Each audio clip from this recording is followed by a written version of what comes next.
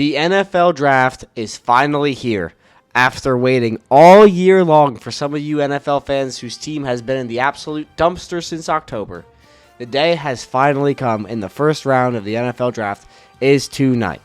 And this is my last and final mock draft of the 2023 season. This has been a very interesting draft to cover because it's probably the most unpredictable draft I have done on YouTube and the most unpredictable draft I have seen, period. This is going to be a completely predictive mock, so it's not going to be anything what I would do, but it's going to be what I think is going to happen. And spoiler alert, I'm probably going to get a lot of this wrong because last year there were 9 trades, and there is no way to accurately predict even up to 3 trades with the right partners, and then also predicting the right trades and then the right draft picks. So with all that being said, what up? It's your boy Mike.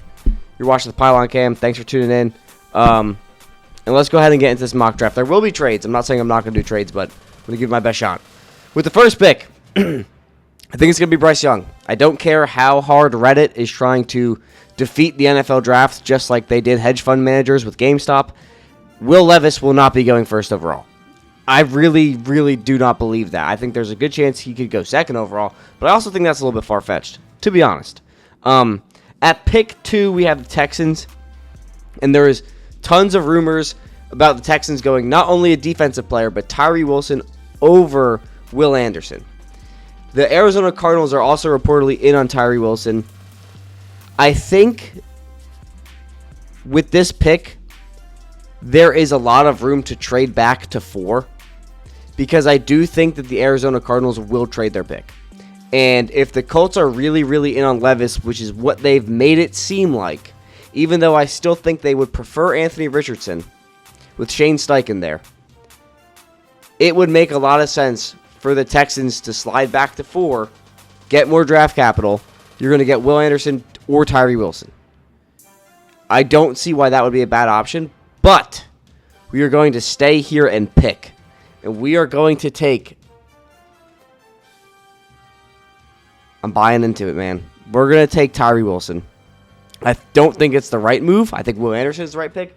But the same thing happened last year with Derek Stingley, especially with the Texans. For whatever reason, the Texans have a really, really bad job of keeping who they're going to take in-house the day before the draft. Because last year it was Ikem Ekwonu. Then all of a sudden, literally the night before the draft, they're taking Derek Stingley at 3. And then they took Derek Stingley at trade.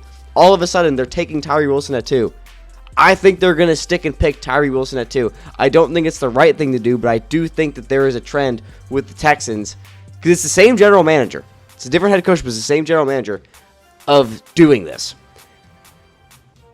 I don't think it's smart. I don't think it's the right thing, but I think it will be a shocker, but also not shocking because it's the Texans, and there's a trend that they leak their picks. At pick 3, we have the Arizona Cardinals. The report is that Kyler Murray wants Paris Johnson Jr. I think, though, with a defensive-minded head coach, odds are you're going defense first. You're going to want to put your fingerprint on the defense first, which leads me to believe they're going to take Will Anderson. However, if they are going to trade back and take Paris Johnson, which I really do think that someone will trade up with Arizona, it's just a matter of who. And looking at the board, I have mocked this in the past, and I've started to think that it's not smart. That the Titans are going to come up and draft a quarterback. Because, one, if you're not sold on Will Levis or C.J. Stroud or Anthony Richardson, which it doesn't seem like they're sold on Levis, I'm not totally confident how they feel about Richardson or Stroud. If you're not sold on the guy, whoever you trade up to draft, you're losing capital in a draft where you already don't have a ton of capital. You're going to put him behind a very bad offensive line in a situation with very bad skill position players. Derrick Henry's turning 30, and your receivers are really just Treylon Burks. So, I'm having a tough time finding a trade partner with the Cardinals unless it's Indianapolis. Because there is a real universe where, and it's very real, that the Cardinals have received calls for this pick. And they can leverage that and say, hey, if you really want Will Levis or whoever it is, you have to trade up with me at pick 3 because I'm going to trade this pick to another team. And I think that creates this scenario where the Colts move up one spot, or they could stick and pick and just take whoever falls to them, whether it be Levis or Richardson. I think there is going to be a quarterback that does fall, but I don't think it's going to be Levis. I know a lot of people think it's going to be Levis. I don't think it's going to be Levis. I think a lot of teams are enamored with his traits, and a lot of teams are enamored with what he did in 2021. I would never draft him. Anybody who puts mayonnaise in their coffee is probably a serial killer.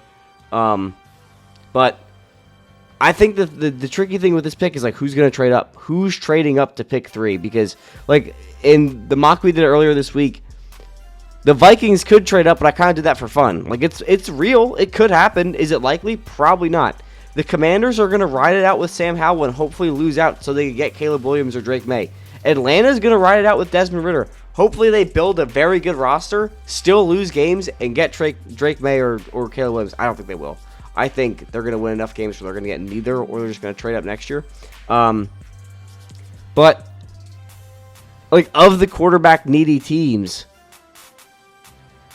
I don't really think that there's a good partner for Arizona besides either the Raiders, if they really want one, or the Colts. So we're going to stick in long-winded answer just to stick and pick. But it's a very interesting pick. I think the Cardinals are one of the most interesting picks in this draft because that's going to be the turning point of the draft, I think, is what happens with the Cardinals. Because there's a lot of speculation of who's going to trade up with them, or are they going to stick and pick. But in this scenario, we're going to stick and pick. Actually, no, we're not. We're gonna convince the Colts to trade up with us just one spot. I don't really know what the draft compensation would be, but let's just do this. Whatever it could be, I don't know. But for the sake of this draft, we have the Colts trade up just one spot, and they're gonna go ahead and grab Will Levis, who they seem to be, like, very, very high on, very in on.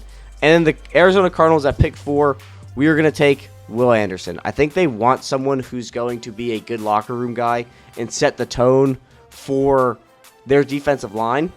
I think it's very real they take Jalen Carter. I think Arizona is a team that has typically drafted without character in mind over the past few years, just looking at the deterioration of their locker room. So I could definitely see them taking Jalen Carter at 4. But I'm going to give him the benefit of the doubt and take Will Anderson over Jalen Carter. With Seattle at 5, I think Seattle is very, very keen on taking quarterback in the first round this year because they don't believe they're going to be picking this high again. And remember, this is the pick from Denver. It's not their own pick. We did just see them make the playoffs. They have a 3-year deal with Geno Smith that's really a 1-year contract. They have an out after year 1. And Pete Carroll, heavily linked to Anthony Richardson. They interviewed him at the Pro Day. They interviewed him at the Combine. Talked very, very highly about him on the Rich Eisen show. I think that there is a very real universe where Seattle walks away with pick 5 with the quarterback. I think they would probably pass on Levis. I don't know if they would pass on Stroud per se, but I think if Richardson is there, that's their guy. Like, that's who they want. Because it's the perfect situation for Richardson. You're building out this offensive line, which is almost complete. You have skill position players in Kenneth Walker, DK Metcalf. You have Geno Smith to mentor him for a year at, like, minimum. You could keep Geno for another year after this one. And you have Pete Carroll, who's a phenomenal coach. Like, I couldn't imagine a better landing spot for Anthony Richardson, and I think Seattle knows that. And in a division like the NFC West, having that quarterback, that dynamic quarterback, it's massive. Like, I don't know how else you'll beat San Francisco with that defense without, like, an X factor at quarterback. So I think they're very, very, very, very, very in on Richardson. At pick 6, the Lions, I really like going edge here, but with Anderson and Tyree Wilson off the board, I think that Detroit, character is one of the most important things they look at with their players. I don't see them going Jalen Carter because there's too many red flags. And I think with Dan Campbell, knowing how close this team is, you don't want a locker room distraction right now, and you could get an elite player at pick 6. I think that Devin Witherspoon fits the Detroit locker room. Like, I think it fits their theme, their like everything about them of like this toughness. We're gonna bite kneecaps off. We're gonna hit you hard. Like Devin Witherspoon, like just turn on it, like go watch his tape and look how hard he's hitting people. Like you want to see a highlight reel every play. Devin Witherspoon. I think you traded Jeff Okuda. You made the room to bring in an elite corner. I think Devin Witherspoon is the pick for the Lions at pick 6. The Raiders is where it gets interesting because they've also been heavily linked to Paris Johnson. The only problem is their entire corner room is Nate Hobbs. So, yeah, you need offensive line. I like Skoronski here a lot because he can fill wherever you need, and you got to protect Jimmy Garoppolo as a quarterback who can't do much outside of the system. He's not going to be able to extend plays with the legs. He's not going to be able to create, like, improvise. You got to keep him upright. But at the same time, like, you're trying to compete in a division with Patrick Mahomes and Justin Herbert and Crustle Wilson, whatever you want to do with that. But with all of that being said, I'm going to take Christian Gonzalez here. I think these two corners are going to come off the board early. I've had them fall in drafts where I've toyed around with it, but like I think in real life, like in a real life scenario, the Raiders they're not going to take Jalen Carter. If it was Mike Mayock and John Gruden, they're 100% taking Jalen Carter or some random player. But with this new regime, I think they're tired of missing on first-round picks, and they need to start building this. They need to start cashing in on these first-round picks because they've missed so many times in the past. Atlanta at pick 8. Atlanta is one of my biggest sleeper teams of 2023. I was 3 for 4 on my teams last year. It was the Giants, Lions, Jaguars, and Texans. I missed on the Texans. But Atlanta was one game out from winning the division. The division got weaker because Tom Brady's no longer in it. Sure, you had Derek Carr. Sure, you're going to add Bryce Young or maybe Will Levis. But Atlanta is so close. And they've done so well they might have had the best offseason of anybody, and nobody is talking about them. They've completely fixed this defense. If not fixed, they've tried. They've added so many pieces to it. They want to play Desmond Ridder because worst case scenario, you lose out this season, you're picking at 8 again, and you're drafting Drake May. You're trading up to draft Drake May, or you're trading up to draft Caleb Williams. Good luck getting Caleb Williams at 1 if the team at 1 needs a quarterback. But I think that this roster is ready to win this division, even with Desmond Ridder. And I think that Arthur Smith, coming from Tennessee, wants his Derrick Henry. And there is heavy ties of Atlanta to Bijan Robinson. And I understand positional value. I understand the argument against it. But, like, I really, besides Jackson Smith and Jigba, or trading back and taking CJ Stroud, I think that this is... I think Bijan is a fine pick. I really think Bijan is a fine pick here. You also could go edge, which I've done a lot in the past. But we're going to take Bijan. I don't think he makes it outside the top 10. Because I think Chicago might take him. They have so many picks, dude, and they could fix their offensive line later in the draft. Or they could trade back into the first because of how many picks I think they have 6 picks in the top 100. They have like a ton of picks that they really can get aggressive in the draft. And we've seen them be aggressive in the offseason. Free agency signings, trading for DJ Moore. They've been very aggressive. The only thing that doesn't make sense is the trade for Chase Claypool, but that's water under the bridge at this point. At pick 9, I don't see a universe where if Jalen Carter falls this far, he makes it past the Bears. There could be a situation where Atlanta and Philly swap and Philly trades up for Jalen Carter. I could see that happening. But if he falls to Chicago at 9, I don't see how he makes it past them because he, at the end of the day, like he's still even with the red flags, like he's still potentially the best player in the draft. He's not falling out of the top 10.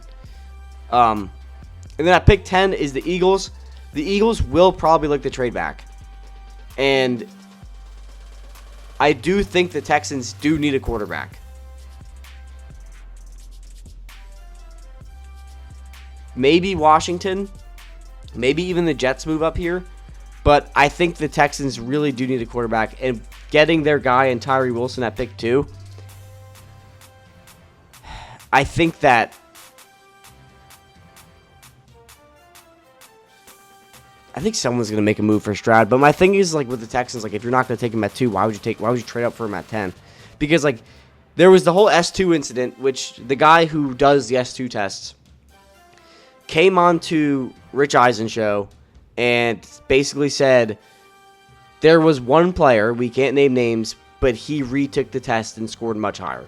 A lot of times that we get these athletes to take this test, it's early in the morning, it's late at night, and I think in this case he was talking about how it was late at night and this player didn't want to take the test. He like just got off the plane, they caught him, and basically forced him to take the test. And basically he was talking about C.J. Stroud without saying he was talking about C.J. Stroud.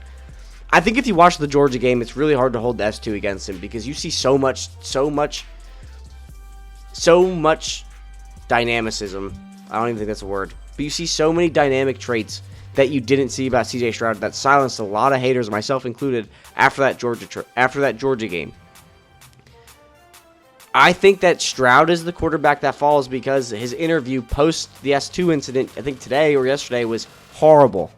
He basically just said I'm a bad test taker, which is not the answer you want to hear, in my opinion. I just think that which team would move up? Maybe Washington, but they seem committed to Sam Howell. Buccaneers, they seem committed to Baker Mayfield and Kyle Trask because they know they're probably going to suck and they're going to be picking top 5 next year. Maybe the Ravens, if they could find a package for Lamar Jackson. And maybe Minnesota. We've seen the Vikings move all over the draft board.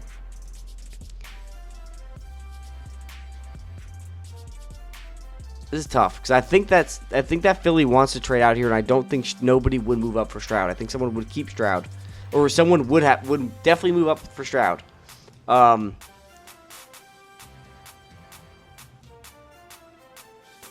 I just really can't, in my brain, like force the Texans to move up because why wouldn't you take him at 2? Maybe they see better value with him at 10. I don't know, but like, let's just do it. I don't know if this is going to happen, but I do think Philly trades back. I'm not going to get into the trade value of it. We're just going to swap the picks. And the Texans are going to get C.J. Stroud. Pick 11 is the Vikings. They've been heavily linked to Jackson Smith and Jigba, and the more I think about it, the more it makes sense. I think that the Vikings really have to start from the ground up with this team in the sense of your defense is fine. You need a corner really bad. You've been trying to fix the corner room for so long. You've had Caleb Farley the year before last, and I forget which corner you drafted last year. But I think that with Derrick Henry turning 30 this year, you need to start moving towards a modern offense in the NFL, and I think with Treylon Burks hoping to take the next step this year, and you add a slot receiver in Jackson Smith and Jigba, and this is who the Titans have been linked to, and people don't think Jackson Smith and Jigba is making it out of the top 15, I think that this is the pick. It's either this or Skoronski for the Titans, in my opinion, at pick 11. The Titans are pretty tough to mock for because I just think like the window of them to compete is gone because you're not catching the Jaguars at this point. Malik Willis isn't going to carry you. Ryan Tannehill is not going to carry you. Derrick Henry's on his way down. He'll probably still be pretty elite this year, but he's starting to trend downwards. You're not going to compete with the Bengals. You're not going to compete with the Chiefs. Like, I think you gotta not strip it down completely, but you need to revamp the offense. And I think starting with Jackson Smith and Jigba, really starting with Treylon Burks and adding Jackson Smith and Jigba, it's starting to look good.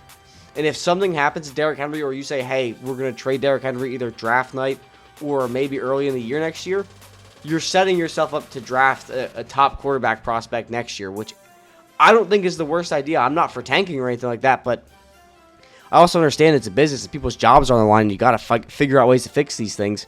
So we're going to take Njigba at 11. Eagles at 12. I think they want to go line. In that, whether that's offensive line or defensive line, doesn't matter.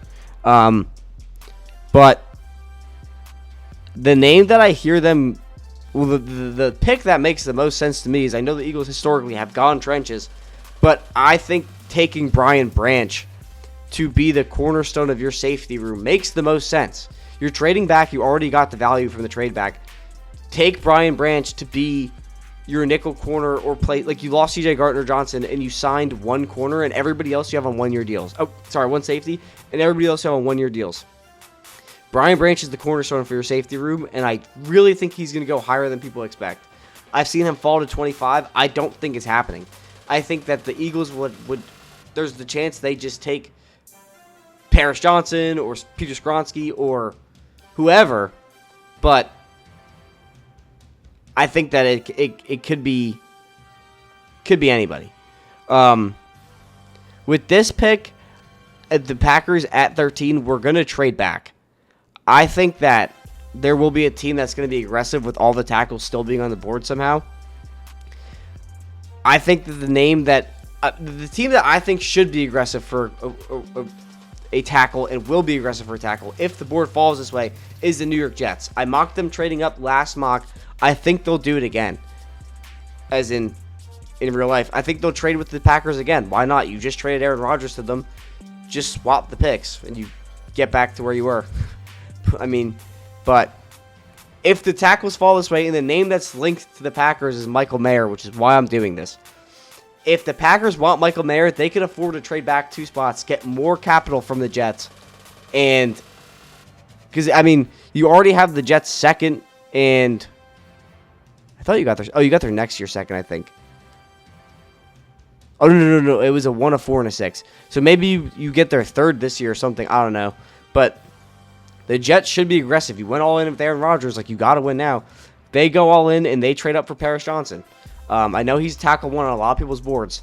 And the Pats at 14, I think with Aaron Rodgers in the division, you want to go corner. But there's so many corners in the draft that you don't have to. But then again, like, the Patriots are so good at drafting offensive linemen anywhere in the draft, you don't need to force the offensive lineman pick, if that makes sense.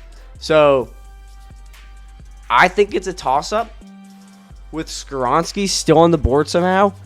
I think that I don't think the Pats would pass on Skoronski because he's a player you could put anywhere on the line. But also at the same time, maybe they don't view Skoronski as a tackle. Maybe they view him as a guard.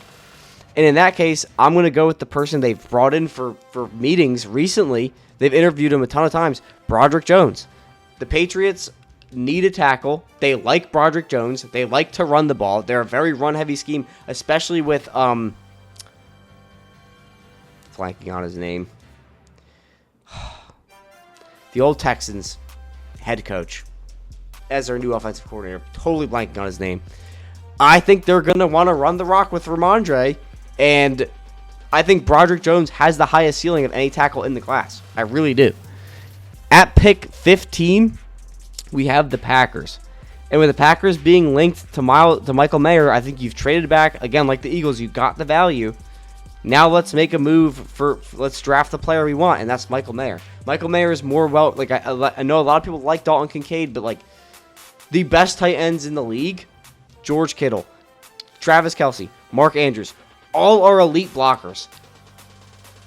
Dalton Kincaid, like Darren Waller, is a great receiver. He's a great tight end, but he's not as polished as a blocker, and that is a big issue. Like for tight ends, especially if you want to be in that elite status. Michael Mayer was getting comped to Gronk before the draft season started, and then Dalton Kincaid came out of nowhere. Like, this hype for Dalton Kincaid came out of nowhere, and I'm not trying to knock Dalton Kincaid, but I still think everybody was right with Michael Mayer being the best tight end in the class. I don't think that because Dalton Kincaid is a better receiver, he's a better tight end than Michael Mayer, because being a tight end, you need to be able to set blocks.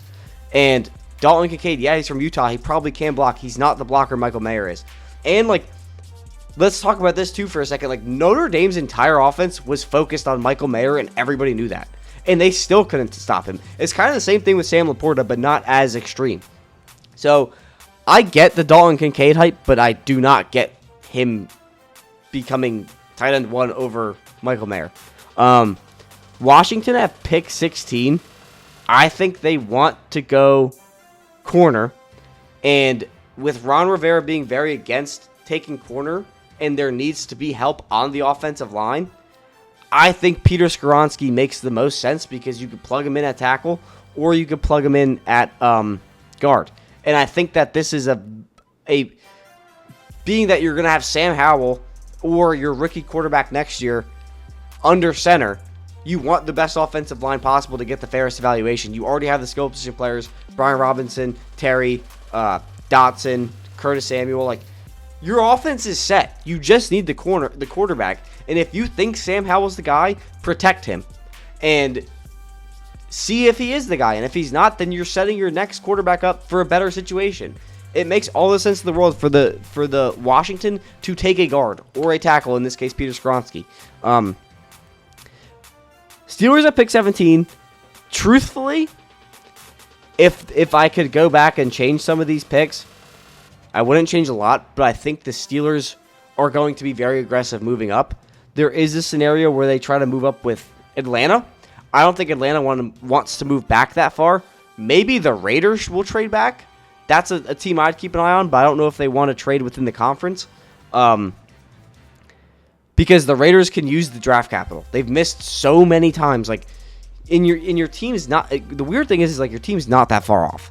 And if you want a corner, and let's just play devil's advocate, and we did swap with the Steelers here.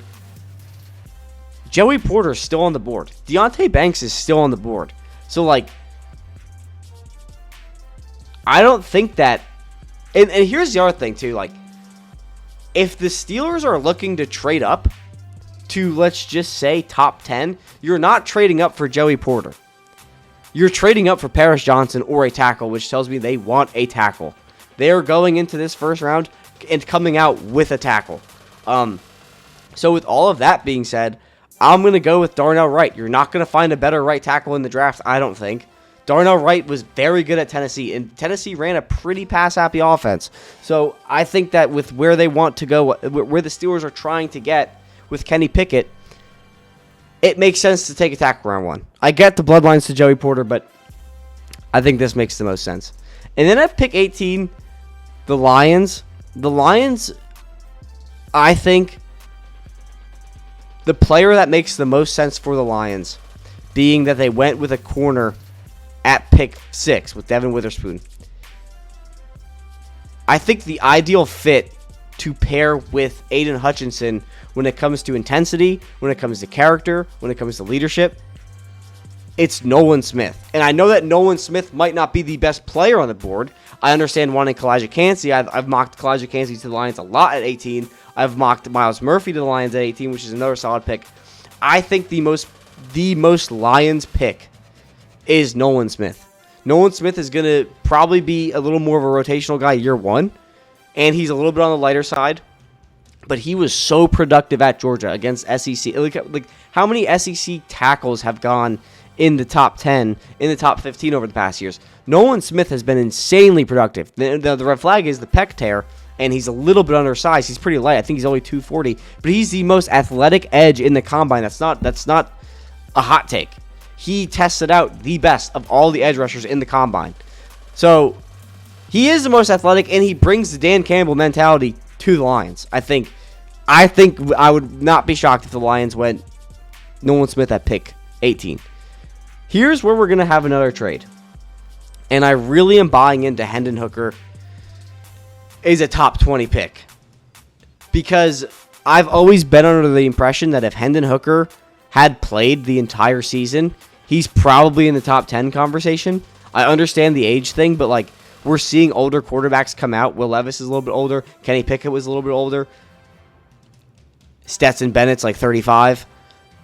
At pick 19, like the Buccaneers are committed to Baker Trask, and it's not because they believe in them. I promise you it's not because they believe in them. It's because they're probably going to trade Chris Godwin at some point in this draft, and they know that they are going to be a top 5 team next year in terms of where they're picking in a loaded quarterback draft.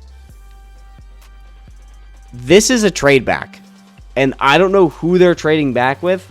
Let's look at the board. I think if someone wants a quarterback, the Ravens make a lot of sense. I'm not kidding, dude.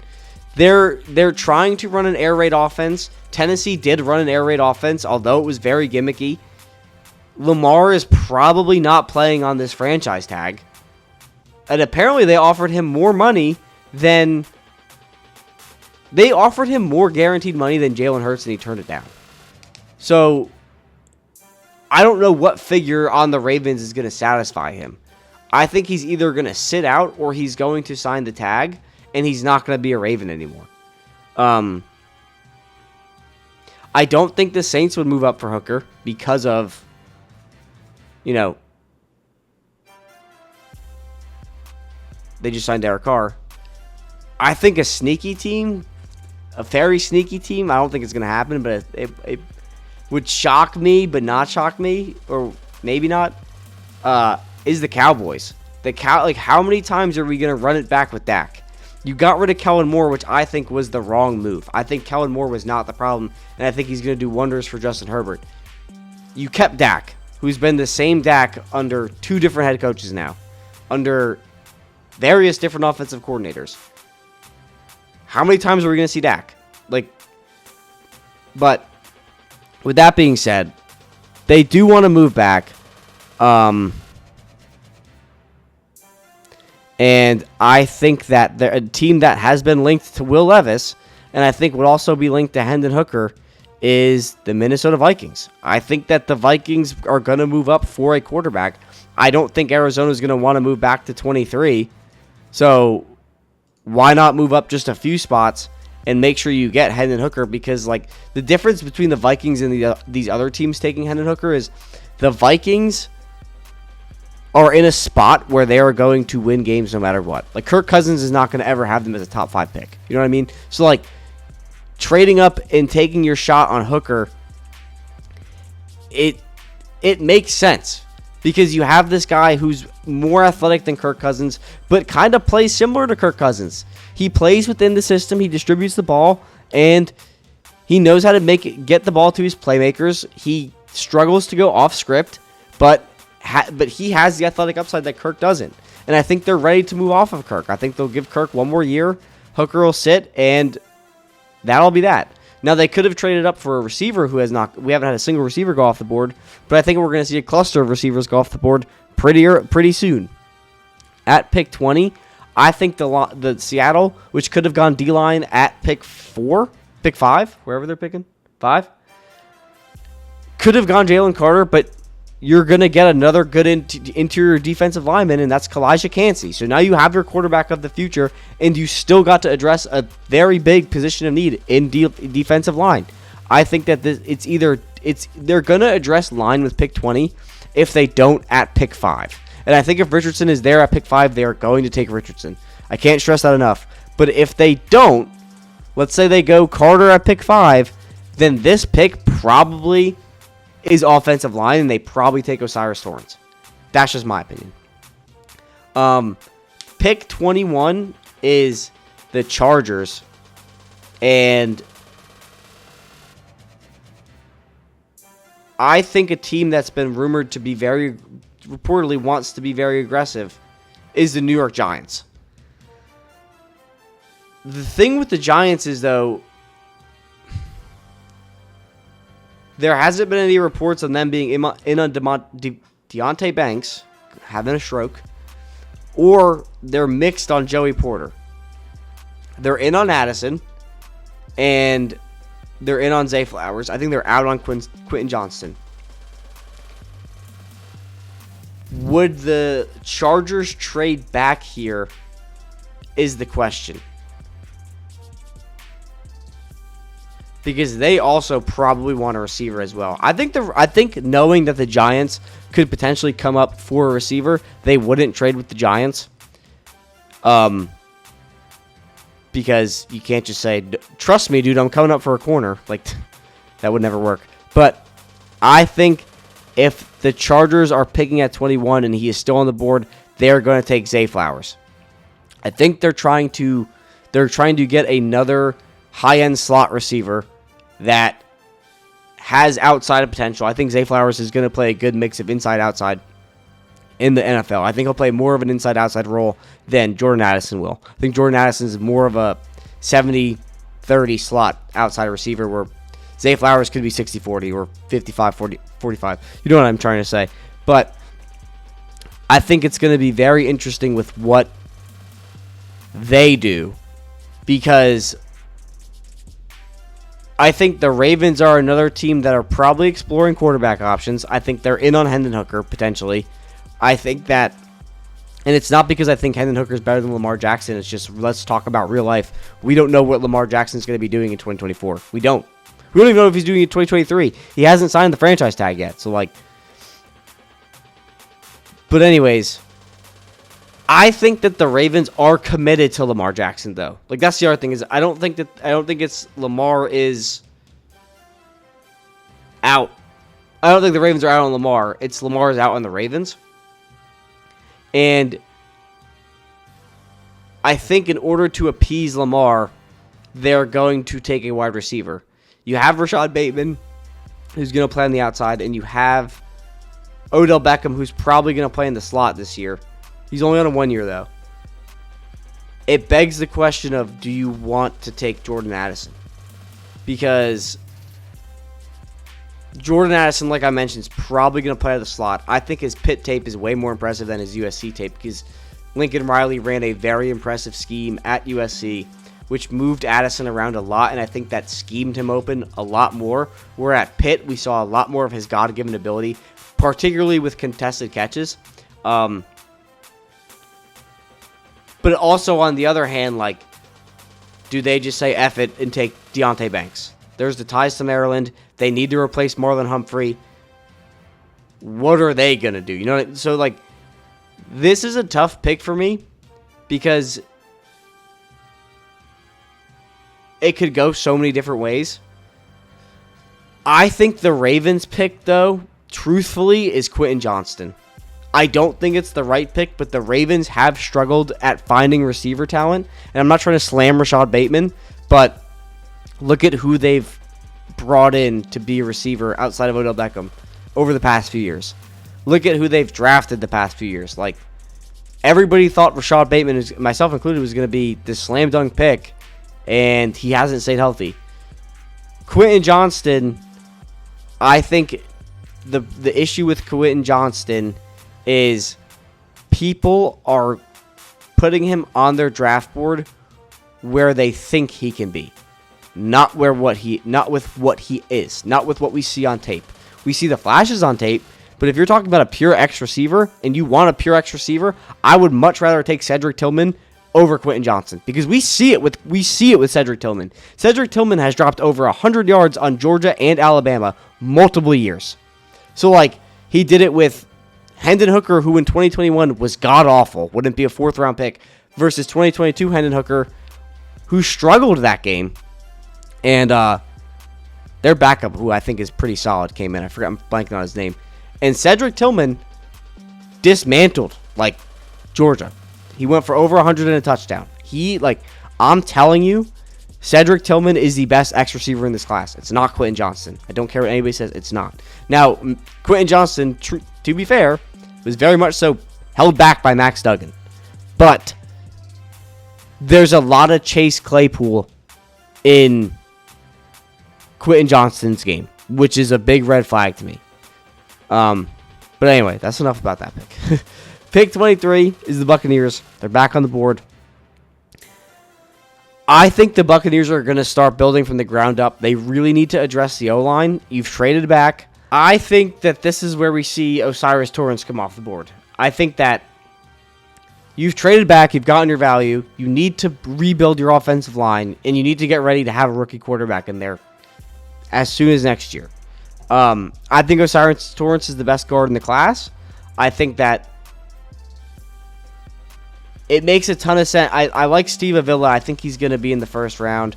You could go corner here. There's still a lot of good corners left on the board, but I'm going to go with Osiris Torrance at pick 23 because it's not like a safe pick, but I think it's a smart pick. And I think there's a lot of ties of the Buccaneers to Torrance, being that they're from both in Florida. They've interviewed Torrance. I'm pretty confident they brought him in on a top 30 visit. We're going to take Torrance at pick 23. Pick 24 is the Jacksonville Jaguars. In my personal opinion, I think that edge is a very good pick here for the Jaguars. I don't really think that they should take a tight end. You have Evan Engram. You have a lot of positions set up where you're in that playoff window where you're trying to go deeper into the playoffs. You need to be able to attack passers. And you could go Joey Porter here. I don't know if Joey Porter falls this far, but you have Josh Allen, who you have not extended, or his contract is coming to an end. I don't think you've extended him yet. I think you picked up the option. That's it. Yeah, you definitely picked up his 5th-year option, and you haven't extended him yet. And you obviously have Trayvon Walker, who's still, there's room for improvement. There's also Deonte Banks or Joey Porter still on the board. So this is a tough pick because I think that you could definitely go corner here. But I think that Myles Murphy falling this far, and you're going to get him at 24, I think this is a fantastic pick, personally. I don't know how realistic this one is, to be completely honest, because I'm not totally confident on who the Jaguars are linked to. I know if Brian Branch was here, he's probably the pick, but again, I don't think Brian Branch makes it this far. The Giants at pick 25, I think their best case scenario, or their ideal scenario, is that Jordan Addison falls to them at 25. They might be aggressive and trade up for him. They might be aggressive and trade up for Jackson Smith and Jigba. But they're also heavily tied to Jonathan Mingo.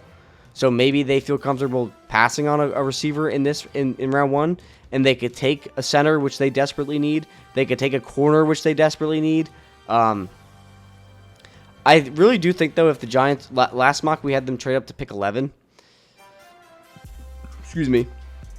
And I do think that if they're going to trade up to pick 11, it's going to be for a corner if Witherspoon or Gonzalez are still on the board.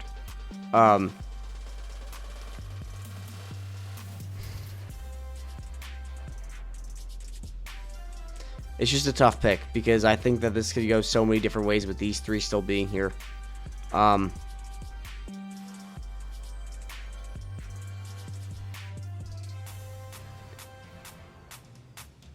going to do this because I know they're the most heavily linked to this player as Jordan Addison. I don't know how realistic it is if the board fell that way. I think if the corners were gone and Addison was there, it's a no-brainer. But in the scenario where Addison's gone and Banks and Porter are gone, you could be looking at them taking Osiris Torrance or John Michael Schmitz. I don't know. And at pick 26, I think that the most Jerry Jones thing here is to take Jahmyr Gibbs. And I'm not taking Jahmyr Gibbs because of the recent RB1 hype, which is absolute insanity. I'm taking Jahmyr Gibbs because you won't be paying Tony Pollard after this year, who just tore his ACL. I'm pretty sure he tore his ankle. He didn't tear his ACL. He tore up his ankle. I'm taking Gibbs because Tony Pollard is your only running back right now. I don't buy into the tight end hype thing where the Dallas needs tight end. Jake Ferguson and Peyton Hendershot played fine last year. I think corner could definitely be in play, but I think that they see Jahmyr Gibbs as Tony Pollard's replacement, and we're not going to have to pay Tony Pollard now after the franchise tag. And Jerry Jones sees that as just jersey sales. But I also think that Jahmyr Gibbs, the player comp I have for Jahmyr Gibbs, which I think is way more accurate than the Alvin Kamara comparison, is Aaron Jones. I think Jahmyr Gibbs is literally the spitting image of Aaron Jones. Who wouldn't want to add Aaron Jones to your team when you're competing in the playoffs? You just want a playoff game, albeit against the Tampa Bay Buccaneers, but that's neither here nor there. The Buffalo Bills at pick 27. I think that this is where I could see a Steve Avila come off the board. But I also think that with Joey Porter and Deonte Banks still being on the board, I think they would go ahead and take Joey Porter here.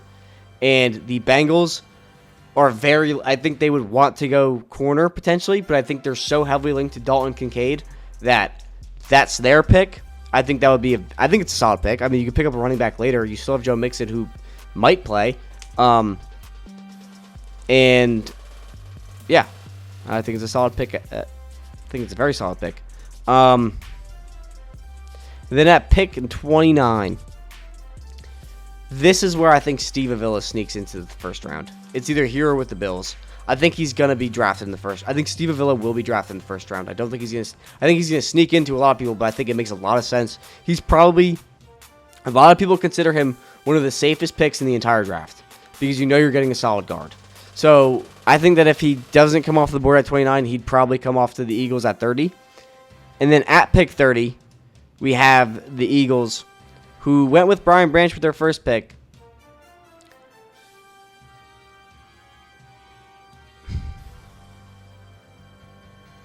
I could see them addressing the interior defensive line and taking Mozzie Smith.